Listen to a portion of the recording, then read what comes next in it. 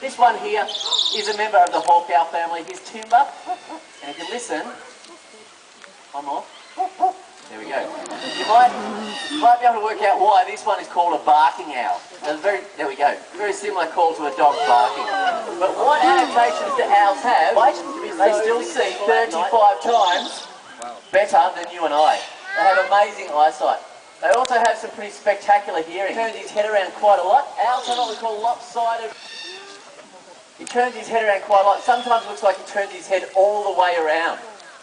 Now, owls can't quite do that, but they can turn their heads in an arc of 270 degrees. It's a lot further than you and I can. So you might want to be a little bit careful if you're sitting behind an owl and you just happen to be a little mouse, because they will spot you every single time.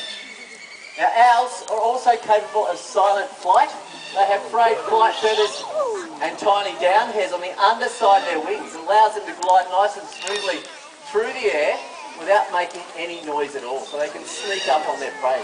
Now, some of that prey might include things like those little mice that I was talking about a bit earlier, and many of our owl species do feed very heavily on mice. In fact, the barn owls that I mentioned a little bit earlier, a pair of barn owls are thought to catch up to about 2,000 mice a year, and that does help us keep down those rodent numbers, and barn owls are actually doing really well out there in the wild. Unfortunately, barking owls like timber here, they need a little protection of their own.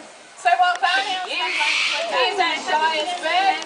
As she lands, have a look at her crest. Isn't she stunning? This is Myth, our major Mitchell cockatoo. These birds are not doing so well in the wild. They need very large territories to survive, and they rely on old trees with hollows that they need for shelter and nesting. Those trees can take